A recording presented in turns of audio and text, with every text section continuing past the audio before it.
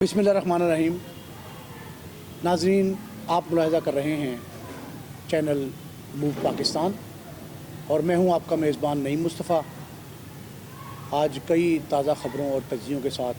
हाज़िर खिदमत हूं। नाज़रीन, दहशत गर्दी या हम दुश्मन कार्रवाइयाँ, ये आजकल बड़ा ज़ेर बहस मौजू है और आम शहरी से हुकूमती ओहदेदारान तक सूरत हाल ये है कि हर शख्स अमन का ख्वाहिशमंद है और ये चाहता है कि पाकिस्तान अमन का गहवारा बन जाए। लेकिन ये किस तरह मुमकिन है, क्यों कर हो सकता है, रास्ते में हाइल रुकावटें कौन कौन सी हैं और उन्हें दूर कैसे किया जा सकता है, ये वो सवालात हैं जिन्होंने अमन की राह में एक बहुत बड़ा पहाड़ खड़ा कर रखा है। इस वक्त नाज़रीन सूरत हाल ये है कि वफाकी वज़ीर दाखिला राना सनाउल्लाह साहब ने गुज़श्ता रोज़ प्रेस कॉन्फ्रेंस की है और उसमें एक प्लान दिया है जो पाकिस्तान को अमन के करीब तरीन करने का ख्वाहिशमंद भी है। और उनका ये कहना है कि इस वक्त जो मुल्क दुश्मन कार्रवाइयाँ हो रही हैं, दहशत गर्दाना वाक़यात रूनुमा हो रहे हैं, उनमें तहरीक तालिबान पाकिस्तान जो है उसका बड़ा अमल दखल है। कहा यह जा रहा है कि खैबर पख्तूनख्वा जिसकी सरहदें अफ़गानिस्तान से मिलती हैं और एक नहीं 2-3 मुकामात पर मिलती हैं, उनके बारे में कहा यह जा रहा है कि वहाँ जो वाक़यात रूनुमा हो रहे हैं, आर्मी पब्लिक स्कूल पेशावर के बहुत बड़े साने के बाद कुछ अरसा तवक्कुफ़ आया था और वक्फ़े के बाद अब जो दोबारा कार्रवाइयाँ शुरू हुई हैं वो सरहद पार से ज़्यादा उसमें अवामिल कार फरमा हैं। तो इस हवाले से वज़ीर दाखिला ने यह मौक़िफ़ अपनाया है कि TTP जो है उससे हम मुज़ाकरात करेंगे लेकिन मशरूत नौयत के। वो शर्त क्या आयद की है? शर्त उनका कहना ये है कि हम चाहते ये हैं कि अमन कायम हो और उसके लिए मुज़ाकरात करें तहरीक तालिबान पाकिस्तान से, लेकिन पहले TTP हथियार फेंके। अब हथियार फेंकने से मुराद ये है कि वो जो दहशत गर्दाना कार्रवाइयाँ हो रही हैं उसमें जो अमल दखल है इन जो इंतहा पसंद ग्रुप हैं उनका, उसके लिए पहले वो अपने आप को सरेंडर करें और सरेंडर करने के बाद मुज़ाकरात की मेज़ पे बिठाया जाएगा। अगरचे अमेरिका ने हमारे इस मौक़िफ़ की तायीद की है और बाकायदा हिमायत में ये बयान भी जारी किया है उनके स्टेट डिपार्टमेंट ने। उनका कहना ये है कि हम पाकिस्तान की इन काविशों की हिमायत करते हैं। नाज़रीन, अमेरिका की हिमायत का मतलब ये क़तन नहीं है कि पाकिस्तान जो है वो इसमें किसी किस्म का कंप्रोमाइज़ करना चाह रहा है या कोई और मामला है या करना चाहता था पहले। अभी तो वज़ीर दाखिला ने बड़े वाज़ेह अल्फाज में, वाशगाफ़ अल्फाज में कहा है कि नो टॉलरेंस पॉलिसी है। प्राइम मिनिस्टर मियां शहबाज शरीफ इसका ऐलान कर चुके हैं। उससे पहले जो वाक़यात होते रहे उसमें आर्मी चीफ़ जो थे साबिक़ भी और मौजूदा आर्मी चीफ़ ने तो इक़्तिदार संभालने के फ़ौरी बाद ये कहा है कि हमारी बड़ी वाज़ेह पॉलिसी है कि हम अमन के ख्वाहिशमंद हैं और किसी भी इंतहा पसंद या दहशतगर्द ग्रुप को यहाँ पनपने नहीं दिया जाएगा। अफ़गान तालिबान से जो TTP की राहें जुदा हुई थी उस हवाले से भी हमारा वज़ारत ख़ारजा का मौक़िफ़ आज ही सामने आया। उसने कहा जी कि हम जो है वो अफ़गानिस्तान के साथ ताल्लुक़ात बेहतर चाहते हैं, हमसाया हमारा मुल्क है और उस ताल्लुक़ात का मतलब हमारी कमज़ोरी ना समझा जाए। वो चाहते हैं कि हम अमन पसंद अफ़गानिस्तान जो है उसके साथ ताल्लुक़ात चाहते हैं। अगर ये चाहते हैं कि आप इसको किसी और माने में लेंगे, हमारी कमज़ोरी की शक्ल में लेंगे, तो ये हमें किसी सूरत भी जो है गवारा नहीं है। एक सूरत हाल और भी सामने आई है, वो ये है कि अभी प्राइम मिनिस्टर मियां शहबाज शरीफ साहब को और वज़ीर ख़ारजा बिलावल भुट्टो ज़रदारी को ये थ्रेट्स मिले हैं बाकायदा मरासले की शक्ल में कि हम किसी वक्त भी आप पर हमला कर सकते हैं और कातलाना हमले से बचाव के जो तरीक़ाकार हैं वो भी अपनाए जा रहे हैं। सिक्योरिटी मेजर्स ज़्यादा लिए गए हैं। फिर ये भी कहा गया है तहरीक तालिबान पाकिस्तान की जानिब से कि हम मुल्क के तूल व अर्ज़ में हमले करेंगे। तो इस सूरत हाल में बहुत अहम ज़िम्मेदारी ये बनती है कि हम ये तय कर लें कि जो हल है इसका, अगर वो मुज़ाकरात से निकल सकता है तो ज़्यादा मुनासिब होगा कि हम मुज़ाकरात की मेज़ पर बैठ जाएँ। मुज़ाकरात के दरवाज़े बंद नहीं होने चाहिए और पाकिस्तान एक आज़ाद मुल्क है, वहाँ मुसल्लह जद्दोजहद जो है, मुसल्लह जो हम एडवेंचरिज़म करना चाहते हैं उसकी गुंजाइश भी कोई नहीं है। और जब हर दरवाज़ा खुला हुआ है तो हम इस दरवाज़े के ज़रिए क्यों नहीं दाखिल हो रहे, इसको रास्ते को क्यों नहीं अपना रहे कि हम किसी न किसी तरीके से मुज़ाकरात करें और तहरीक तालिबान को इस बात पर राज़ी कर दिया जाए कि کہ وہ پاکستان میں رہتے ہوئے امن پسند کارروائیاں جو ہیں ان کو ترجیح دیں. اور یہ جو جنگجوانہ طریقہ کار ہے نا، یہ جو اب یہ طریقہ شروع ہو گیا ہے یہ مسلح جتھوں کا.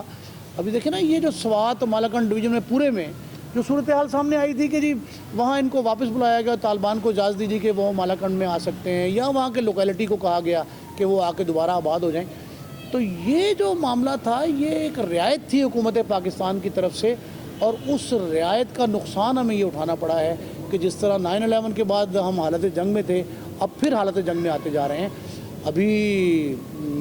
خیبر پختونخوا سے نکل کے یہ جو دہشت گردی کارروائی ہے، یہ دہشت گردانہ کارروائیاں جو ہیں کوئٹہ میں بلوچستان میں منتقل ہو گئی، اور پھر اب پنجاب میں آ گئی. خانیوال میں ابھی 2 روز قبل CTD کے جو 2 افسران جو ہیں وہ قتل کر دیے گئے، بڑے بے ایمانہ انداز میں ان کو شہید کیا گیا.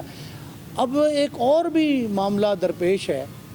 اور وہ یہ ہے کہ رانا ثناء اللہ صاحب جو وزیر داخلہ ہیں، ان کا یہ کہنا ہے کہ ہم CTD کو مرکزی حیثیت دے رہے ہیں. اب یہ سوچنے کی بات ہے کہ صوبوں میں صورتحال کیا رہے گی. کہیں ایسا تو نہیں ہے کہ CTD جو ہے نا اس کو آپ کمزور سمجھتے ہیں صوبوں میں، اور اس لیے وفاق کے ماتحت کرنے جا رہے ہیں یا اس کی سرپرستی میں دیا جا رہا ہے. یہ سوالات جنم لے رہے ہیں. لیکن ایک بات بڑی اہم ہے کہ خیبر پختونخوا میں جو 3-4 روز قبل یا گزشتہ ہفتے سمجھیں کہ گزشتہ ہفتے جو بنوں کے CTD مرکز پر قبضہ کر لیا تھا دہشت گردوں نے، اس کی وجہ سے شاید یہ کہا جا رہا ہے کہ CTD جو ہے نا وہ صوبوں میں کمزور ہے، تو اسے وفاق کی اکائی کے طور پر لیا جائے گا اور وفاق اس کی امداد کرے گی. اگر تو صرف تعاون، اشتراک کار اور امداد کا تعلق ہے، اگر یہی مطمع نظر ہے پھر تو کوئی حرج نہیں ہے. لیکن اگر CTD وفاق کے ماتحت دی جائے گی تو صوبے اس کی مخالفت کریں گے. ابھی آپ یہ دیکھیں کہ جو بچت پلان تھا سیکیورٹی میئر سے، ان میں صوبوں اور وفاق کے درمیان جو ہے نا وہ کوئی اشتراک کار اچھا نہیں ہے. تو ہمیں یہ دہشت گردانہ کارروائیاں جو ہیں ان کو روکنے کے لیے بھی کوئی نہ کوئی طریقہ ایسا ضرور ایجاد کرنا چاہیے جس سے معاملہ جو ہے وہ حالت جنگ میں جانے کی بجائے صورت امن میں آ جائے. اور صورت امن کا طریقہ کار وضع کر لینا چاہیے کہ جیسا کہ میں نے پہلے عرض کیا ہے کہ ناظرین، سب سے اہم طریقہ یہ ہے کہ ہم کسی نہ کسی طریقے سے تحریک طالبان پاکستان یا اس طرح کے اور جو گروپ ہیں جو ملیٹنٹ گروپس کہلائے جا رہے ہیں، جو ہمارے ہاں جو قانون نافذ کرنے والے ادارے ہیں ان کو ٹارگٹ کیا جا رہا ہے، اتنے افسر جوان شہید ہو رہے ہیں، ان سے بچنے کے لیے جو یہ گروپ جو ان کے خلاف محاذرائی کر رہے ہیں، ان سے ایک مرتبہ پہلے مذاکرات کا ڈول ڈالا جائے. اس کے بعد پھر ہم ان سے یہ ریکویسٹ کر سکتے ہیں کہ جی آپ جو ہے نا وہ ہتھیار پھینک دیں اور اپنے آپ کو سرنڈر کریں یا امن کے ساتھ رہنا چاہیں. معاہدہ قطر جو تھا، جو امریکہ اس سے پہلے امریکہ اور افغانستان سے نیٹو فورسز نکالنے کا معاملہ تھا، پھر مولانا سمیع الحق صاحب مرحوم جو ہیں ان کی سربراہی میں، پھر جسٹس تقی عثمانی صاحب کی سربراہی میں جو کمیٹیاں بنی تھیں، ان کے کیا نتائج نکلے،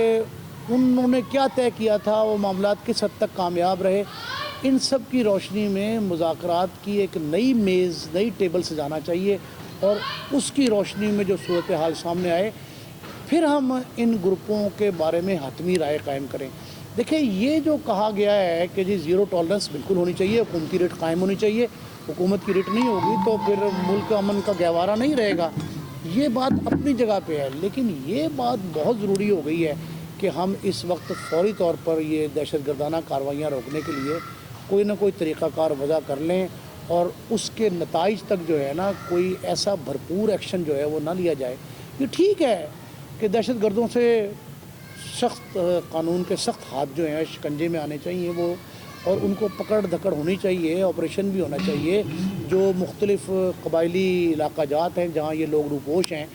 ان کے خلاف کارروائی وہاں ضرور کی جائے. ناظرین، یہ حل جو ہے نا یہ نکالنے کے لیے ہمیں کوئی طریقہ تو وضع کرنا ہے، اور بہترین طریقہ یہ ہے کہ ہم کسی نہ کسی طریقے سے مذاکرات کی میز پہ جب ان کو لے آئیں تو پھر پابند کیا جائے کہ آپ اسلحہ بھی پھینک دیں،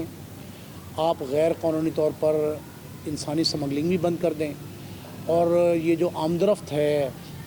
جو قبائلی علاقہ جات ہیں، جو انضمام شدہ جنہیں ڈسٹرکٹس ہم کہتے ہیں،